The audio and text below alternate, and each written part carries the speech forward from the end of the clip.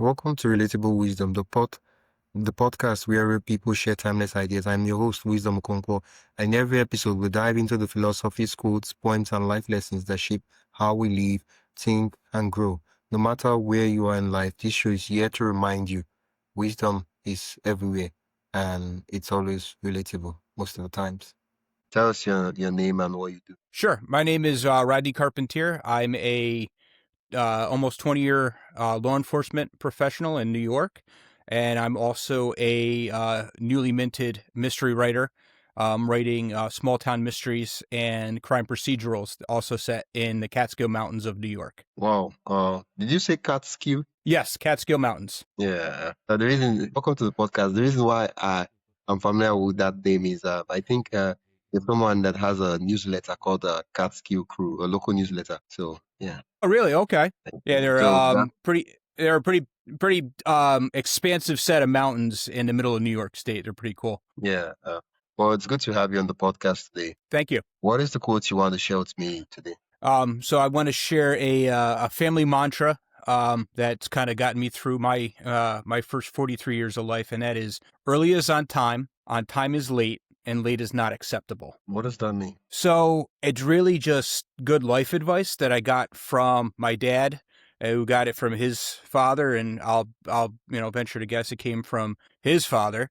And it's just good practice in life to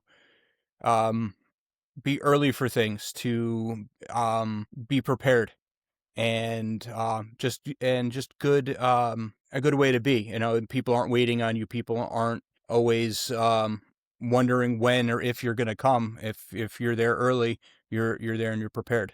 Well, when did this quote first click for you? I know it's a family quote your dad gave to you at a very young age, but when did it become just more than oh yeah, this is what dad used to say, and I don't know what that. Well, now I think I understand. I know what this means, like in your bones. So I used it a lot growing up, and then I use it as a father. I use it with my daughter. She knows it all too well.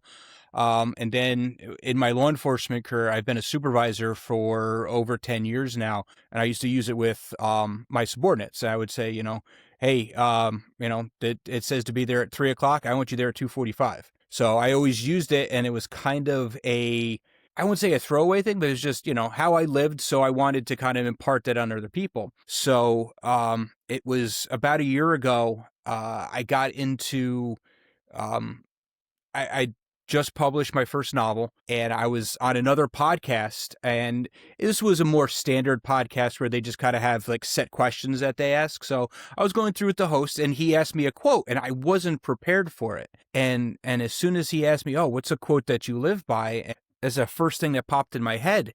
And I the same thing you were just asking me, Wisdom, was why and other stuff. So I kind of had to think there in the moment, and the first thing that came to my mind was just not just the practical purposes of being early for things, but it's the same idea of being prepared for life. If you are anticipating things early, you are ready for the next opportunity. Because if you're getting there on time, that opportunity may have already passed you. You may have already missed something.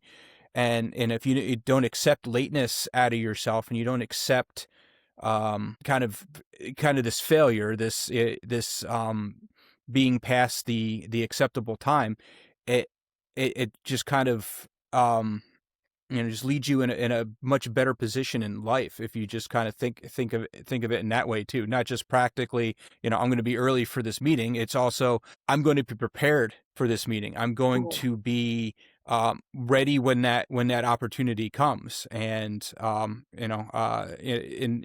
of in a spiritual sense, you never know the day or the moment when it's going to be your time. And if you're always prepared for it, and you're early and ready to go, you're never behind the ball. Yeah. Well, you shared the quote, and for most persons, they think of it as, oh, well, it's a quote that means when you have a meeting, show up on time. Well, I think the quote means more than just that, right? It's also has a application in our personal portraits, our own goal, right? And not just showing up on event. Yeah, I definitely agree with that, and it just kind of meant more and more to me. My father passed away back in 2022, which was just before I um got into writing. The idea for this novel that's kind of come at it happened about a month after he passed, and it was weird that once I got to the finish line of releasing that novel, and just starting to figure out how to promote it all, and that quote came up, and it was the first thing that popped in my mind. I had used the quote in the book also. There's a father character who's not there, and all of his friends use it for the protagonist, and it's almost inane to them. It's almost annoying that somebody would keep using that quote, but it also represents this character so well, that it was in the forefront of my mind the entire time. And like I said, this podcast host kind of opened up the floodgates on it, and it became not only a personal or family mantra, but it's kind of, how I'm kind of trying to live life at this point. Let's take a quick pause. If you're enjoying this conversation and want more thought-provoking ideas straight to your inbox, join the Relatable Wisdom email list.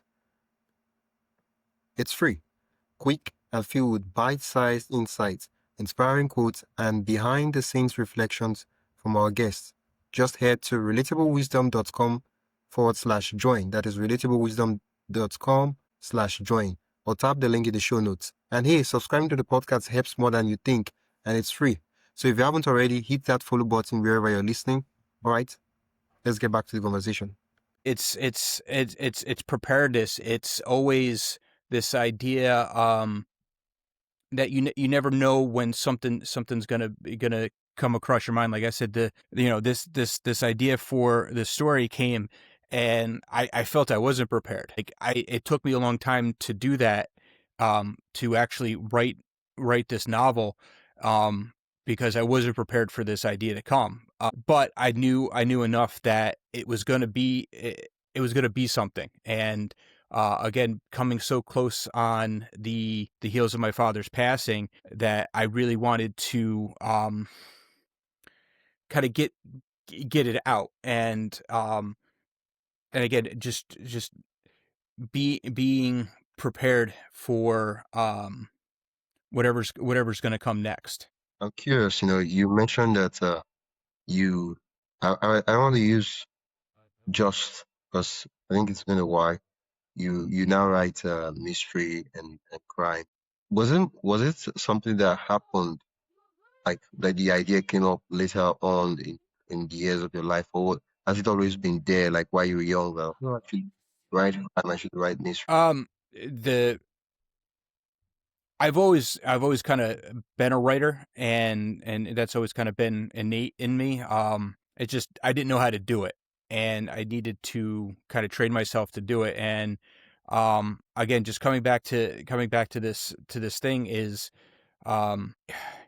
never really knowing what skills you have kind of embedded in you, if you're not getting yourself ready. As again, my father, when he passed, was only 62 years old. He was very young. And I previously lost my mother, and she was only 57 years old. So they both passed away very young, and it seemed they seemed to have a lot of regrets, or at least I felt there were regrets kind of involved in that. And I didn't want to have those same kind of regrets. So, you know, and when you pass away, I mean, that's the latest you can be. There's nothing else you can do. So I kind of wanted to turn this into accomplishing as much as I could in the time that I have, and no longer waiting around for the right time, or waiting around for the proper opportunity to come along. And if you're early, you can kind of make that opportunity, in a practical sense. If you're due at a meeting early, and you get there before, anyone else, you can get a lay of the land. You can understand, you can make yourself comfortable. You can, you never know. You might, be able to bump the guy that was supposed to be there ahead of you, and it makes you look better. There's a lot of things that happen when you're there already. Yeah. And you're ready for that. And again, if you show up, again, even on time, you're already behind the ball, and you're playing catch up. One of the worst things in the world for me is that feeling of being late and stuck in traffic, because that's when, I'm not going to sit here and say I'm always early, because the forces of nature sometimes work against you. Um, and just that feeling of being late, everything gets thrown at you to slow you down. And, oh, now you've got to do this, and this is in the way. And, you start making excuses, and like, well, yeah, I'm already late, so I might as well, stop for that coffee, or I may as well just, forget about it. I'm going to miss this thing. And, you start making trade-offs for Yeah. yourself. And once you start trading off your time, and you're trading off on your dreams, that's when those regrets happen. And I didn't want those things, and I'm probably moving a little too fast for what my family wants me to do. But um I don't want to look back and say what could have been. I'd rather be early and see the opportunity, I'd rather be early and not see the opportunity kind of formulate itself, as opposed to get there too late and not have even had an opportunity to see it. Yeah. So it's that's kind of what I've taken it to mean more and more, as I've kind of, pursued this crazy dream of, switching from, a law enforcement career into being a writer, and, trying to convince my family that, hey, maybe if I work on this hard enough, and I prepared as much as I can be, I can make this transition, and maybe we can make a living out of that also. Yeah. Yeah. I love what you said about, rather be early. And there's something you said about you get late, and at the point you just say, oh, let me just forget about it. And I want to talk about it in terms of life goals. There are a lot of persons who probably they wanted to be a writer at a very young age, and then they got to their 50s, 60s, and they did not become a writer. And so they get there, they're like, oh, I think it's already late. I shouldn't be a writer entire. But and for me, well, I want you to talk on getting to a point where it seems late, and so instead of doing it anyway, you just cancel the thing itself. Does that make sense? Yeah, kind of, I think there's probably some wisdom in, late may not be acceptable, but creating something out of that lateness, and really, I don't know, maybe try to get ahead of it. There might be an opportunity, because if you're late for one thing, maybe you're early for another. Maybe that's a different quote I can work on at some point. But Uh, because not everything's meant to be. You could be early and still not see something come to fruition. But maybe there is something to, if you're late for one thing, maybe that's just making you early for something else, and giving you that opportunity now to take that and spin it in a different direction. I've certainly given plenty of things a try in my life, creatively or for fun, and I've never taken it seriously. I was there, but I didn't necessarily put all that effort into it. So maybe you know, maybe sometimes it's not too late, um, especially if you are willing to overcome that. You show up late to work.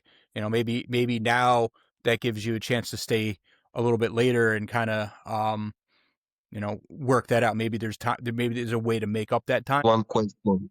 What is one question you hope listeners will ask themselves after hearing your quote? I would say I would want people to ask, what am I doing in order to make sure I'm there early? What steps am I taking to be prepared? Because again, in the practical sense, you want to be to work early, you have to get up early.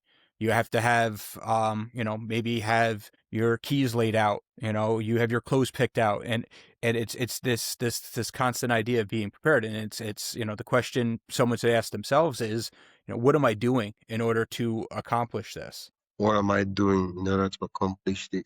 Well, does this quote find itself into your writing? Yeah. Again, I use it in the book, almost kind of a throwaway thing. Just to kind of illustrate the type of character this father figure was in the book. I think I have to revisit it a little bit. It's going to be a trilogy. I have the first two books out now, and I'm working on the third one. So maybe it's time to come back to that and see if I can add a little depth to that character as I revisit him in the third book. Yeah. But again, just career wise, I'm doing all the things to try to prepare for the next step in my life right now. I'm going to conferences. I'm joining writing groups. I'm talking to other writers. I'm doing things like podcasts that help me, speak to somebody, speak to a complete stranger in another part of the world about, about me and about my book and about, stuff like that. And this is all preparation. I don't know what I'm preparing for, maybe totally, but I'm trying to do all the things that are going to make me prepared for whatever the next thing is and try to be early for the next step when it's time to take it. I know you said you're not exactly sure, but I'm curious, what's the next step? The next step, I would really like to finish my trilogy. I'm independently published at this point, so I'm kind of my own boss. And this early on time is late is not acceptable is kind of a personal mantra right now, so that I'm ahead of the game with getting stuff out for my readers. I've built a very small readership and fan base, but everyone keeps asking me when the third book is going to come out now, and so I've been trying to work on that. So that's the very next step.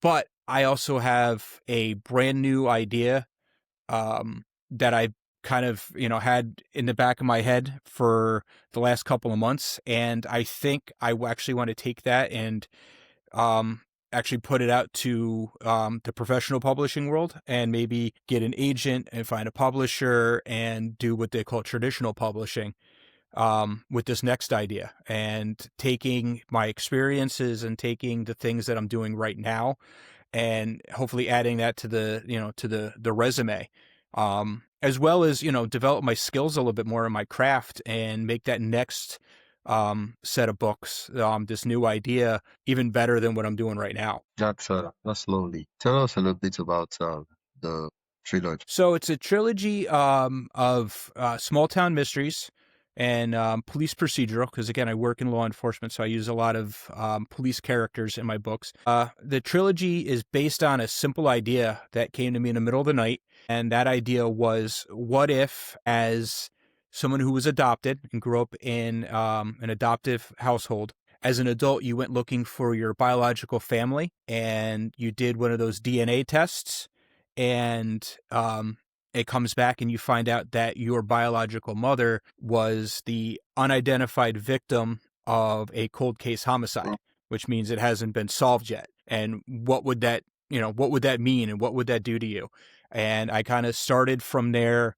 I built all this backstory and these police characters that are actually are kind of put up front, and there's a connection between that idea and the police officer who actually was the first officer on scene at this cold case, and you're following it 40 years later with his son and a modern day murder that has a lot of similar elements to it. So that's kind of the what they call the log line, or the gist of where it all began. So again, 2 books in, and I'm working on the third one right now. Yeah. Well, how can the listeners get the book and also connect with you? So my website is rlcarpentierwriter.com. people can go directly there, and I sell copies through my website, signed and personalized. But I'm also available on Amazon. You can get paperbacks, ebooks, and if you are a Kindle Unlimited subscriber, I am on Kindle Unlimited right now. So those are all the places you can find me. I'm also on some of the social media, but my big thing is I do a bi-weekly newsletter that I put out, and you can sign up through that for that through my website. Okay. Well, I'll put the links in the description so listeners can just click and go directly to the site. Thank you so much, Rodney, for sharing your quote with me.